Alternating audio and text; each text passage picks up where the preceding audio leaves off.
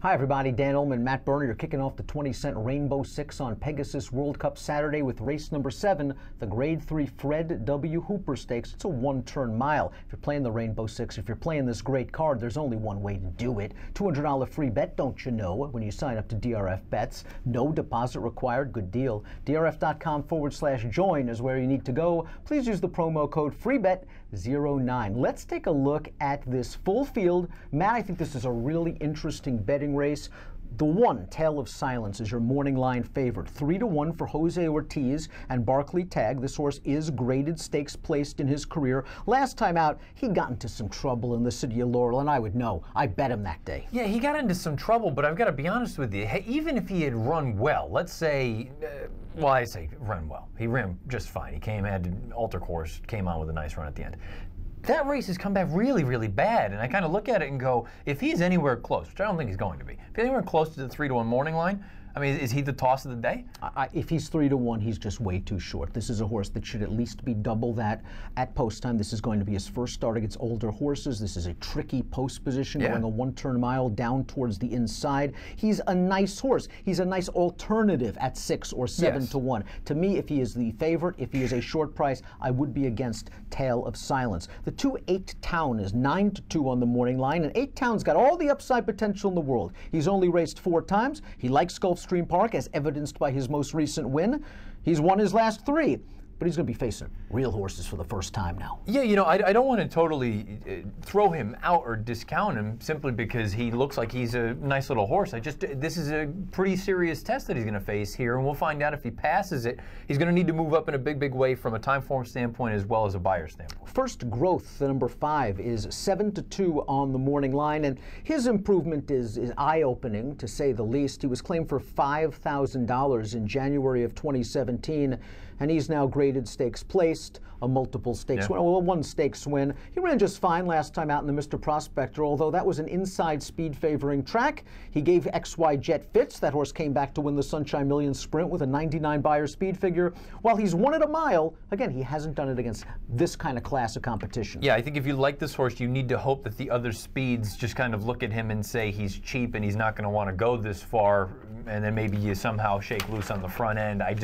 It seems like there are too many speed horses signed on to this race for that to actually play out. The 3, Conquest Big E, 8-1 on the morning line. The 4, Fremento, 20-1 on the morning line. They both come out of the Grade 3 Harlan's Holiday, won by Fear the Cowboy, who's in the Pegasus. And we questioned in our Pegasus Race of the Day preview that buyer speed figure for Fear the Cowboy. I believe it was 105. You also have to question Fremento and Conquest Big E, horses that also earned their best buyer speed figures, and both of those horses didn't do much running. Yeah, I suppose the one thing about Conquest Big E, first start off of a layoff that came in the Harlan's Holiday, 2 turns, probably a little bit far for him, turning back to a 1-turn mile. I think this fits. The problem is the other speed in here. Fremento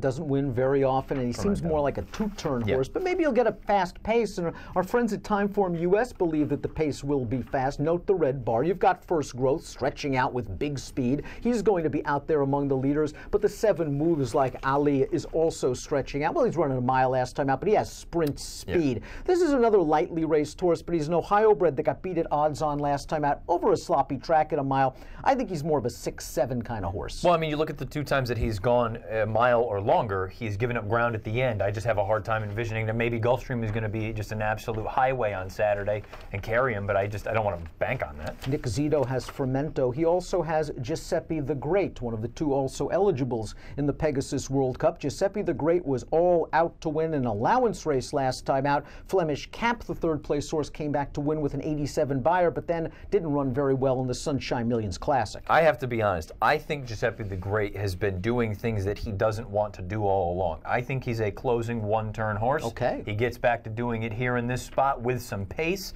I don't know that he can win. I won't be surprised at all if he comes with a big finish. This horse, you could argue his best races have come in that 1-turn sort of genre. The Woody Stevens, where he was 2nd at 30-1 behind American Anthem. The Dwyer, I thought, was a good 4th against Practical Joke, one of the better 3-year-old 1-turn horses of 2017. He's an interesting price source to be sure. Tommy Macho, you can argue from a class standpoint, is very, very much the horse to beat in a way. He loves Gulfstream Park, as do many Todd Pletcher trained horses. And while he hasn't won in a while, he's been in against the best. I was going to say, you just look and see some of the horses that he's been running up against. You see most recently Sharp as Tech at Divining Rod, Tom's Ready. That race has come back unbelievably live, where you've got buyers of 107, 103, and 107 in the next starts. 2 starts back, you get Dreyfung, an awesome slew. You see Tom's Ready again. He's been facing the best of the best. He finished 3rd in the Met last year. I mean, this is a nice horse. We can knock him all we want about the lead changes and how it looks like he's going to be ridden for 5/8 of a mile. He shows up, he runs, it's Gulfstream, it's Todd. I think he's the horse to beat. Dreaming of Gold's a little bit of a long shot in here, beaten in a starter allowance at a mile and a 16th. This is a horse that we're always like, he doesn't win very often. Doesn't win very often. I think he's in too tough. He just seems like he's in a little bit too tough. Let's take a look at our top picks for the Fred Hooper. This is one of the best betting races, I think, on the card. You're going to go with the number 10 Beasley, who popped a giant buyer, 2 starts back in the Bold Ruler, and then was just a little bit overmatched last time out in the Cigar. Personally, I'm not sure he's as good as he looked in the Bold Ruler. I wonder if that number's a bit inflated, but I know he's not as bad as he looked in the Cigar Mile, and somewhere in between might be good enough to get this done. Yeah, the Bold Ruler, I don't think there's any question. That number now, in hindsight, looks entirely too high. Now, the Cigar, Mark Hennig talked about where they thought about sending him out for the Malibu, but they didn't want to send anybody out there around Christmas, so they chose to run him here in New York. Bit off more than they could chew. It is what it is.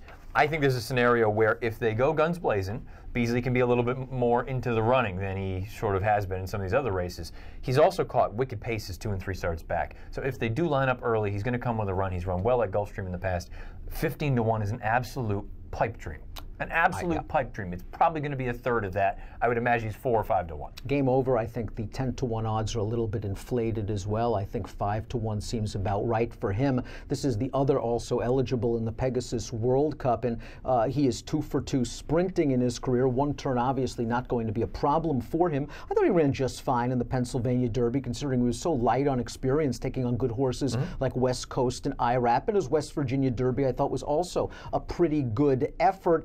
I think he has tactical speed. My one concern was the plan after the Pennsylvania Derby was, okay, we're going to run him in the Malibu, just like Beasley was supposed to run in the Malibu, and he didn't go. And he missed a little bit of time in training, a little bit over 2 weeks. And in the lead up to the Malibu, Jorge Navarro was saying, well, we want to run him in blinkers in the Malibu. He kind of leans and waits on horses.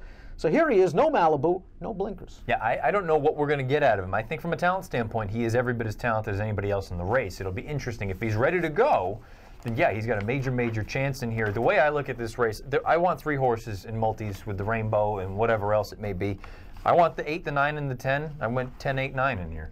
I'm going to go 9, 5, 8, and 3. I like Game Over, and I would actually like him from a single race standpoint if I get 5 or 6-1. I think that's fair. He's shown me enough in these races, and he's so lightly raced. Yep. Again, this newly turned 4-year-old. Maybe that's a big angle that we'll see at Gulfstream Park on Saturday. You're going again 10, 8, 9, 6. I'm going 9, 5, 8, and 3.